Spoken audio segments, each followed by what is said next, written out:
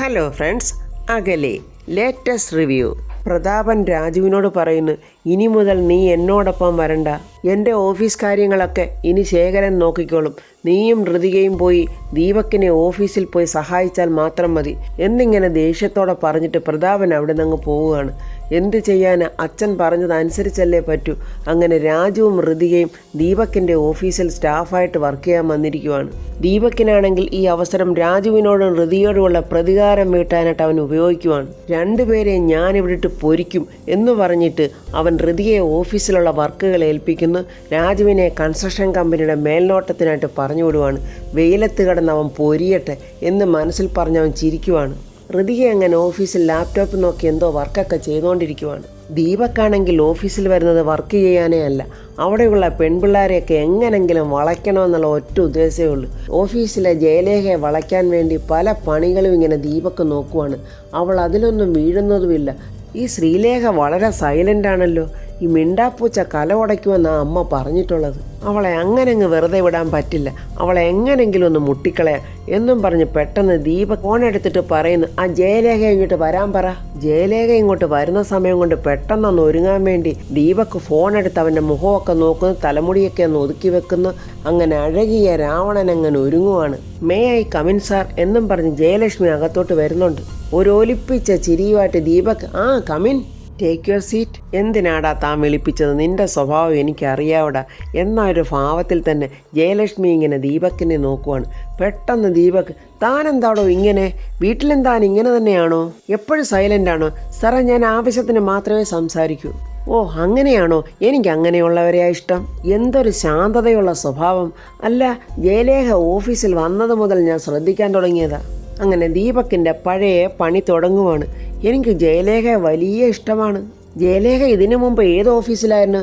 അത് സാറേ, മീര എൻ്റർപ്രൈസസിലായിരുന്നു. അവിടുത്തെ MD സാറിനെ പോലൊരു നല്ല മനുഷ്യനായിരുന്നു. ഈ കമലാസനൻ എന്ന് സാർ കേട്ടിട്ടുണ്ടോ? കേട്ടിട്ടുണ്ട്.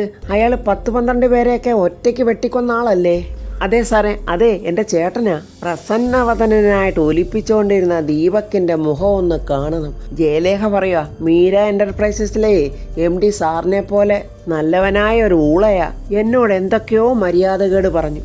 അതങ്ങോട്ട് അറിഞ്ഞ് എൻ്റെ ചേട്ടനുണ്ടല്ലോ, ആ MDയെ കയറി അങ്ങ് വെട്ടി. ദീപക്ക് പേടിച്ച് വിറച്ചു പോയി. പെട്ടെന്ന് അവന് സംസാരിക്കാൻ പോലും വയ്യ. ഒരു വിധത്തിൽ അവൻ എങ്ങനെയോ പറഞ്ഞൊപ്പിച്ച്, ശ്രീലേഖ ഒന്ന് പോയേ, എനിക്ക് വേറെ പണിയുണ്ട്. ആ ഋതികയുടെ ക്യാബിനിലോട്ടൊന്ന് വരാൻ പറ. എന്നാൽ ഞാൻ പൊയ്ക്കോട്ടെ സാർ. അയ്യോ, നിന്നോട് പോകാനല്ലേ പറഞ്ഞത്. അങ്ങനെ ദീപക്കിൻ്റെ ആ പരിപ്പ് അവിടെ വെന്തില്ല. ദീപക്ക് അങ്ങനെ ആകെ ചമ്മി വിളറിയിരിക്കുക. ഋതികയെ അങ്ങനെ ദീപക്കിൻ്റെ ക്യാബിനിലോട്ട് വരുന്നുണ്ട്. ഋതികയെ കണ്ടതും പെട്ടെന്ന് അവൻ ലാപ്ടോപ്പ് ഇങ്ങനെ തുറന്ന് വർക്ക് ചെയ്യുന്ന പോലെ ഒരു ഗമയിൽ ഇങ്ങനെ ഇരിക്കുവാണ്. ഋതിക വന്നവിടെ നിൽക്കുന്നത് ഓട്ടക്കണ്ണിട്ട് ദീപക്ക് നോക്കിയിട്ട് മൈൻഡ് ചെയ്യാതിരിക്കുക. ഋതികയ്ക്കോ ദേഷ്യം വന്നിട്ട് വയ്യ. എന്തിനാ വിളിപ്പിച്ചത്? എന്നിട്ടും ദീപക്കൊന്നും മിണ്ടുന്നില്ല. എന്തിനാ എന്നെ വിളിപ്പിച്ചതെന്നല്ലേ ചോദിച്ചത്? ഞാൻ വിളിപ്പിച്ചായിരുന്നോ? ദീപക്ക് അങ്ങനെ ചോദിക്കുമ്പോൾ ഋതിക പറയുക, കളിയാക്കല്ലേ, കളിയങ്ങ് മാറും. ചമ്മല് മറച്ചോണ്ട് ദീപക്ക് പറയുക, അയ്യോ, ഞാൻ ഇപ്പോഴാണ് ഓർക്കുന്നത് തന്നെ വിളിപ്പിച്ചത് എന്തിനായിരുന്നെന്ന്. അല്ല, ജയിലിലെ ലൈഫൊക്കെ ഇൻട്രസ്റ്റിംഗ് ആയിരുന്നോ? എത്ര ക്രിമിനൽസ് ഉണ്ടായിരുന്നു ജയിലിൽ? അതൊക്കെ ഇരിക്കട്ടെ, ഫുഡൊക്കെ നല്ലതായിരുന്നോ? തല്ല് അല്പം കൂടുതൽ കിട്ടിയാലും ഈ എല്ലൊക്കെ കളഞ്ഞ ചിക്കനും മട്ടനും ഒക്കെ അവിടെ കൂടുതൽ കിട്ടുമെന്ന് ഞാൻ കേട്ടിട്ടുണ്ട്. അവൻ്റെ ആ പരിഹാസം ഇങ്ങനെ കേട്ട് നിന്നിട്ട് നമ്മുടെ ഋതിക അങ്ങോട്ട് കൈ കെട്ടിയിട്ട് അവനോട് പറയുക, ഈ ഒരു പണിഷ്മെൻറ്റ് ഞാൻ ഏറ്റുവാങ്ങിയത് നിന്നോടുള്ള കണക്ക് തീർക്കുമ്പോഴേ മനസ്സിനൊരു വീറും വാശി ഉണ്ടാകാൻ വേണ്ടിയാ. എന്തായാലും നീ പറഞ്ഞോ, ഞാൻ കേട്ട് നിൽക്കാം. അപ്പോൾ ദീപക്കിന് മനസ്സിലായി പണി നടക്കില്ലെന്ന്. സ്റ്റോപ്പ് ഇറ്റ്, ഞാനിപ്പോൾ ഇവിടുത്തെ നിന്റെ ബോസാ, നിന്റെ നെകളിപ്പേ ഇവിടെ വേണ്ട. അങ്ങനെ ഋതികയോട് ദീപക്ക് സംസാരിച്ചുകൊണ്ട് നിൽക്കുമ്പോൾ ദീപക്കിൻ്റെ ഫോണിലോട്ട് അംബിക വിളിച്ചിട്ട് പറയുന്നു, എടാ ദീപക്കെ, ഞാനിപ്പോൾ പറയുന്ന അക്കൗണ്ടിലോട്ടേ നീ ഒരു 10 കോടി രൂപ അയച്ചേക്കണം. എന്താമേ, 10 കോടിയോ എന്നിങ്ങനെ ചോദിച്ചിട്ട് പെട്ടെന്നാണ് അവന് ഓർമ്മ വരുന്നത് ഋതിക അവിടെ നിൽക്കുന്നത്. ഋതിക അത് കേട്ട് ഞെട്ടുന്നുണ്ട്. ദീപക് ഇങ്ങനെ ഋതികയെ ഒന്ന് നോക്കുന്നു. എന്നിട്ട് അവൻ ഋതികയോട് പറയുന്നത്, ഗെറ്റ് ഔട്ട് ഐസേ. ഋതിക അവിടെ നിന്ന് പോയതിന് ശേഷം വീണ്ടും ദീപക് ചോദിക്കുമോ, അമ്മേ 10 കോടിയോ? ആർക്കാ ട്രാൻസ്ഫർ ചെയ്യേണ്ടത്? നീ ഞാൻ പറയുന്നത് അങ്ങോട്ട് കേട്ടാൽ മതി എന്നും പറഞ്ഞ് അംബിക എന്തൊക്കെയോ പറയുന്നുണ്ട് ദീപക്കിനോട്. അങ്ങനെ അമ്മയും മകനും ഫോണിൽ കൂടെ എന്തൊക്കെയോ അങ്ങോട്ടും ഇങ്ങോട്ടും പറഞ്ഞിട്ട് അവസാനം ശരി എന്നും പറഞ്ഞ് ദീപക്ക് ഫോൺ കട്ട് ചെയ്യുവാണ്. ഋതിക അവിടെ ക്യാബിനിൽ വന്നിരുന്നുകൊണ്ട് പറയുക, ഇത് അമ്മയും മകനും കൂടിയുള്ള തട്ടിപ്പാ, ഇതിങ്ങനെ വെറുതെ വിട്ടാൽ പറ്റില്ല. ഈ സമയം രാജു ആണെങ്കിൽ ഇങ്ങനെ ബൈക്കിൽ പൊയ്ക്കൊണ്ടിരിക്കുക. പെട്ടെന്ന് ഋതിക ഫോൺ എടുത്ത് രാജുവിനെ വിളിക്കുന്നുണ്ട്. രാജു ഫോൺ അറ്റൻഡ് ചെയ്തിട്ട് പറഞ്ഞു, എന്താ കാര്യം? രാജു, ആ സമയത്തെ അവൻ്റെ ക്യാബിനിൽ എന്നെ കൊണ്ട് എത്തിച്ചത് ദൈവവാ. ഇവിടെ അമ്മയും മകനും കൂടി ഒരു തട്ടിപ്പോ? എന്തുവാ ഋതു പറയുന്നത്? ഇവിടെ വെച്ച് അവൻ എന്നെ ഇൻസൾട്ട് ചെയ്യാൻ വേണ്ടിയേ എന്നെ അവൻ ക്യാബിനിലോട്ട് വിളിപ്പിച്ചു. അങ്ങനെ അവിടെ വെച്ചുണ്ടായ കാര്യം അങ്ങനെ ഋതിക രാജുവിനോട് പറയുക. കൊള്ളാവല്ലോ ഋതു, അപ്പോഴമ്മയും മകനും കൂടെ നല്ല വിളവെടുപ്പാണല്ലോ. ഇപ്പൊ രാജുവിന് മനസ്സിലായില്ലേ ഇതിനൊക്കെ വേണ്ടിയിട്ടാ അച്ഛനെ പറഞ്ഞ് പറ്റിച്ചിട്ട് ഓഫീസിലോട്ട് വരുന്നത്. 10 കോടി എന്നല്ലേ പറഞ്ഞത്? അതേ രാജു, 50 ലക്ഷത്തിന്റെ മുകളിലുള്ള എമൗണ്ട് സാറിന്റെ മെയിലിലേക്ക് ബാങ്ക് നോട്ടിഫിക്കേഷൻ അയക്കാതെ സാറിന്റെ അക്കൗണ്ടിൽ നിന്ന് ട്രാൻസ്ഫർ ചെയ്യാൻ പറ്റില്ല. സാറിന്റെ അക്കൗണ്ടിലെ ഞാൻ അറിയാതെ ഒരു കാര്യവും നടക്കില്ല. ഫണ്ട് ട്രാൻസ്ഫർ ചെയ്താലേ അപ്പോൾ തന്നെ ഞാൻ അറിയും. അതുകൊണ്ട് ഋതു ധൈര്യമായിട്ടിരിക്കും, ഇത് ഞാൻ ശ്രദ്ധിച്ചോളാം. എന്നാൽ ശരി രാജു അങ്ങനെ ബൈക്കിൽ പൊയ്ക്കൊണ്ടിരിക്കുവാണ്. അങ്ങനെ ദീപക് അംബിക പറഞ്ഞ പ്രകാരം ട്രാൻസാക്ഷൻ ചെയ്യാൻ വേണ്ടി ലാപ്ടോപ്പിൽ എന്തൊക്കെയോ ചെയ്യുന്നുണ്ട്. പെട്ടെന്ന് അവിടുത്തെ ഒരു സ്റ്റാഫിനെ അവനിങ്ങനെ കോൾ ചെയ്ത് വിളിക്കുന്നുണ്ട്. അവൾ അകത്തോട്ട് വരുമ്പോൾ അവളോട് ചിരിച്ചോണ്ട് പറയുക, എനിക്ക് അത്യാവശ്യമായിട്ടൊന്ന് പുറത്തോട്ട് പോകേണ്ടതായിട്ടുണ്ട്. ആ ഋതിക എന്ന് പറയുന്നവൾ ഓഫീസിൽ ജോലി ചെയ്യാതിരിക്കുകയോ എന്തെങ്കിലും ഉഴപ്പ് പരിപാടികളോ അവിടെ ചെയ്യുവാണെങ്കിൽ അപ്പോൾ തന്നെ എന്നെ അറിയിക്കണം. പതിവ് പോലുള്ള അവൻ്റെ ഒലിപ്പീര് അവിടെ നോക്കുന്നുണ്ട്. മായയ്ക്ക് ഞാൻ സ്പെഷ്യൽ ഇൻക്രിമെൻ്റ് ഒക്കെ തരുന്നുണ്ട് എന്നും പറഞ്ഞ് അവൻ്റെ അളിഞ്ഞ ചിരിയോടെ അവളുടെ ദേഹത്തോട്ട് ഇങ്ങനെ തൊടാനായിട്ട് ഒരുങ്ങുമ്പോൾ ആ കുട്ടി പറയാ, don't touch my body sir. അവിടെയും അവൻ്റെ പരിപ്പ് വെന്തില്ല. ചമ്മി വിളറി നാണത്തോടെ അവൻ അവിടെ നിന്ന് അങ്ങ് പോവുകയാണ്. ദീപക് ഇങ്ങനെ പോകുമ്പോൾ ആ കുട്ടി പറയാം, അവൻ്റെ ഒരു ഗിരിരാജൻ, അവൻ്റെ ഒരു ഇൻക്രിമെൻറ്റ്. ദീപക് അങ്ങനെ പോകുമ്പോൾ അവിടെ കാണുന്ന സ്റ്റാഫുകളൊക്കെ പരസ്പരം ചിരിക്കുക. ഇവൻ്റെ ഈ വായ്നോട്ടമൊന്നും ഇവിടെ നടക്കില്ല, അതുകൊണ്ട് പൂവങ്കോഴി പുറത്തോട്ട് പോവുക കൂവാൻ. സ്റ്റാഫുകൾ പരസ്പരം പറയുക, ഇവനെ കോളേജിൽ വിളിച്ചിരുന്ന എന്താണെന്നറിയാം, ലോലുപൻ. ലോലുപൻ. അപ്പോൾ ഋതികയുടെ അടുത്തോട്ട് ഒരു സ്റ്റാഫ് ഓടി വന്നിട്ട് ഋതികയോട് പറയുന്നു, മാഡം, എനിക്ക് മാഡത്തിനോട് രഹസ്യമായിട്ടൊരു കാര്യം പറയാനുണ്ട്. എന്താ രശ്മി, പറഞ്ഞോ. അതെ, ഞാൻ ഫോൺ ചെയ്ത് പറയാമെന്നാണ് വിചാരിച്ചിരുന്നത്, പക്ഷേ അന്നത് സാധിച്ചില്ല. അത് മാത്രമല്ല, ക്ലിയർ എവിഡൻസ് എനിക്ക് കിട്ടിയതുമില്ല. അതുകൊണ്ട് ഇന്ന് എനിക്കത് മാഡത്തിനോട് പറഞ്ഞേ പറ്റൂ. മാഡം എന്നോടൊപ്പം വാ എന്നും പറഞ്ഞ് രശ്മി ഋതികയും വിളിച്ചുകൊണ്ട് പോവുകയാണ്. അങ്ങനെ ഋതികയും രശ്മിയും പുറത്ത് വന്നിങ്ങനെ നിൽക്കുക. അപ്പോൾ ഋതിക പറയുന്നുണ്ട്, ഇങ്ങോട്ടങ്ങും ആരും വരില്ല രശ്മി. രശ്മി ഇങ്ങനെ അങ്ങോട്ടും ഇങ്ങോട്ടും പതറി നോക്കുവാണ്. രശ്മി പറഞ്ഞോ. ആദ്യം എൻ്റെ ഡൗട്ടായിരുന്നു മാഡം. ആ ഡൗട്ട് വെച്ച് ഞാൻ പരിശോധിച്ചപ്പോൾ എല്ലാം സത്യമാണെന്ന് എനിക്ക് ബോധ്യപ്പെട്ടു. അതൊക്കെ ഇരിക്കട്ടെ രശ്മി, എന്താന്ന് വെച്ചാൽ കാര്യം പറ. മാഡം, ആരൊക്കെ എന്തൊക്കെ ചെയ്താലും എത്ര കാലം മറച്ചു വച്ചാലും ഈ ബിസിനസ് സ്ഥാപനങ്ങളുടെ എല്ലാം ഏക അവകാശി മാഡമാണ്. അതാണെങ്കിൽ ഇവിടെ എല്ലാവർക്കും അറിയുകയും ചെയ്യാം. അയ്യോ രശ്മി, എനിക്കങ്ങനെ സ്ഥാനമാനങ്ങളൊന്നും വേണ്ട, അതും എനിക്കറിയാം മാഡം. പക്ഷേ മാഡത്തിന് ഇട്ട് വെച്ച ഈ ചതിയുടെ കഥ മേഡം അറിയാതെ പോകരുത്. രശ്മി, എന്താ കാര്യമെന്ന് വെച്ചാൽ പറയൂ. മേഡത്തെ അന്ന് ഇവിടുന്ന് പുറത്താക്കാൻ വേണ്ടി അന്ന് ഇവിടെ ഒരു വലിയ ഗൂഢാലോചന നടന്നു. രശ്മി, എന്താ പറയുന്നേ? ഗൂഢാലോചനയോ? അതെ മേഡം, ദീപക് സാറും ആ സാന്ദ്രയും ചേർന്ന് മേഡത്തിനെതിരെയുള്ള ഗൂഢാലോചന നടത്തിയത്. സാന്ദ്രയും ദീപക്കും തമ്മിൽ അന്ന് വഴിവിട്ട ബന്ധമായിരുന്നു. അല്ല രശ്മി, അവളിപ്പോൾ എവിടെയാ സാന്ദ്ര?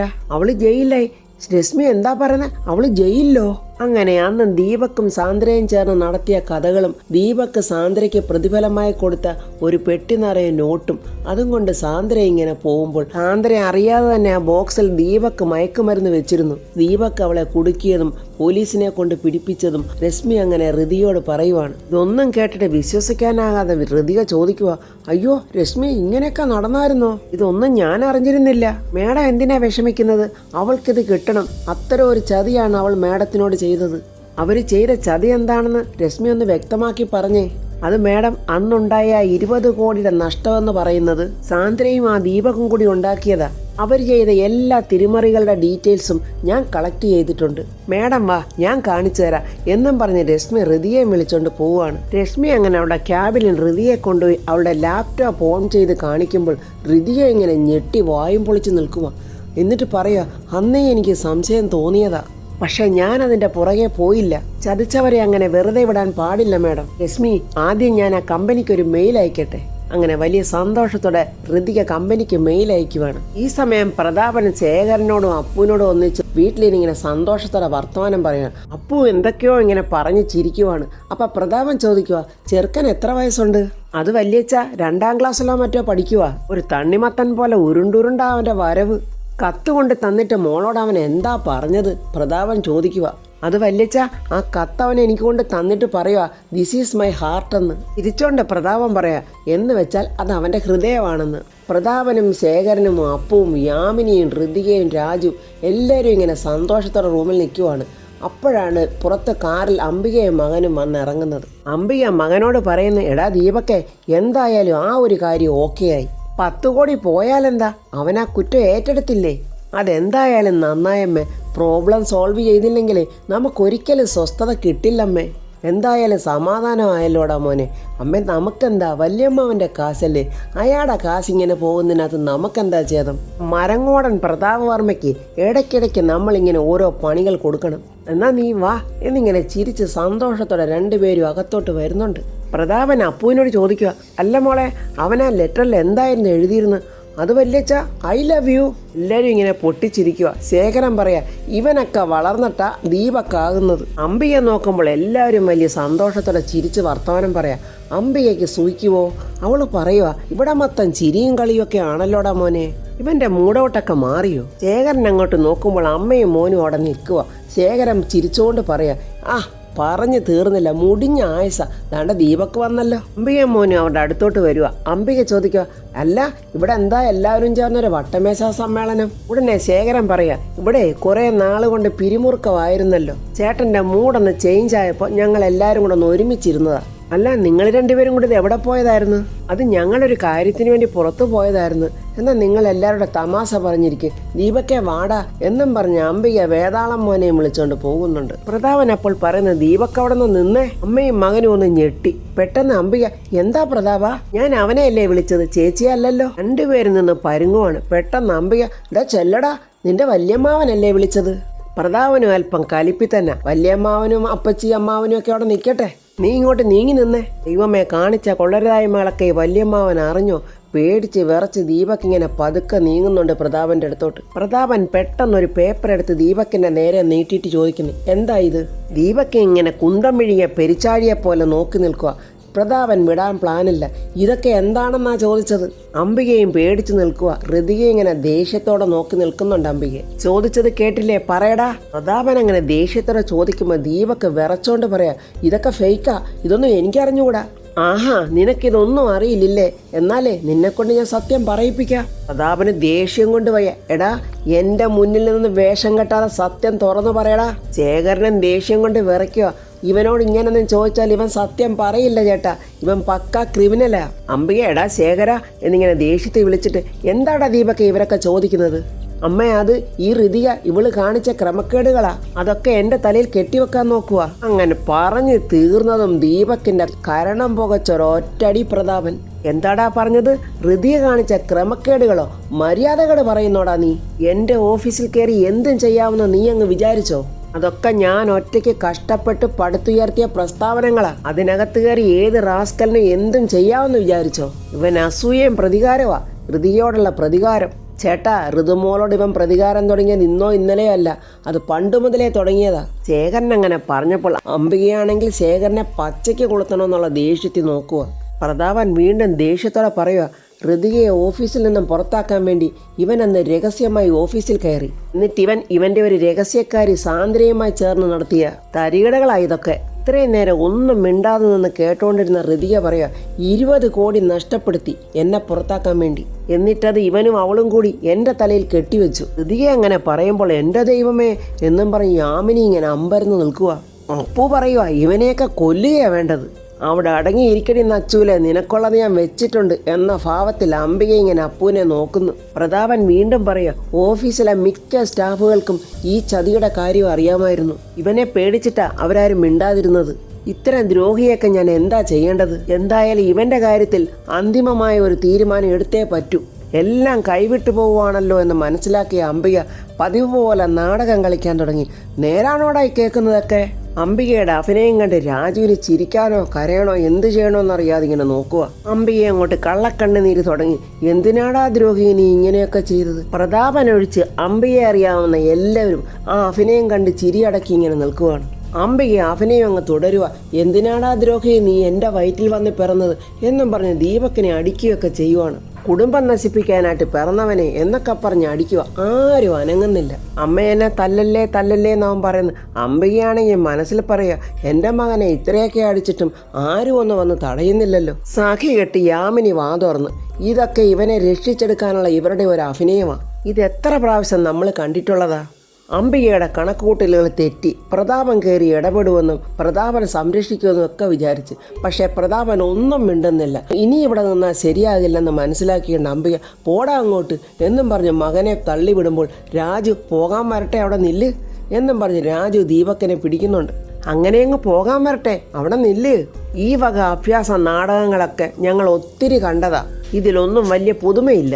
എനിക്ക് ഒരു കാര്യം കൂടി വർമ്മ സാറിനെ അറിയിക്കാനുണ്ട്. രാജു അവൻ്റെ പോക്കറ്റിൽ നിന്നും ഒരു പേപ്പർ എടുത്തിട്ട് പറയുക, ദീപക് അവൻ്റെ അധികാരം ഉപയോഗിച്ച് കമ്പനി അക്കൗണ്ടിൽ നിന്നും ഓസ്ട്രേലിയയിലുള്ള ആന്റണി ഫ്രാങ്കോയ്ക്ക് ട്രാൻസ്ഫർ ചെയ്ത തുകയാണിത്, 10 കോടി. രാജു അങ്ങനെ പറഞ്ഞത് കേട്ടത് എല്ലാവരും ഇങ്ങനെ ഞെട്ടി നിൽക്കുക.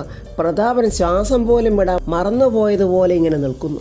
ആരും അറിയാതെ അമ്മയും മകനും കൂടെ മുക്കിയ പണമാണ് താണ്ട പൊങ്ങിയത്. അംബിക ശരിക്കും പെട്ടു. അടിവില്ലിൽ വീണ പെരിച്ചാഴിയെ പോലെ നിന്നിട്ട് അംബിക പറയാ, അയ്യോ പെട്ട്, ഇനി ഒരു രക്ഷയില്ല. അപ്പോൾ ഫ്രണ്ട്സ് കയ്യോടെ പൊക്കി അമ്മയും മകനെയും രാജുവും ഋതികയും. ഇനി എന്താണ് പ്രതാപൻ്റെ മുന്നിൽ അംബിക കളിക്കാൻ പോകുന്ന നാടകം? ആ നാടകത്തിൽ പ്രതാപൻ വീഴുമോ? ഇനിയെങ്കിലും പ്രതാപൻ സത്യം മനസ്സിലാക്കി ആ അമ്മയെയും മകനെയും അവിടെ നടിച്ചിറക്കും എന്നുള്ള റിവ്യൂമായി നമുക്ക് നാളെ കാണാം. എൻ്റെ ഈ റിവ്യൂ ഇഷ്ടപ്പെട്ടാൽ ലൈക്കും കമൻസും, സബ്സ്ക്രൈബ് ചെയ്യാത്തവർ സബ്സ്ക്രൈബ് ചെയ്യണേ.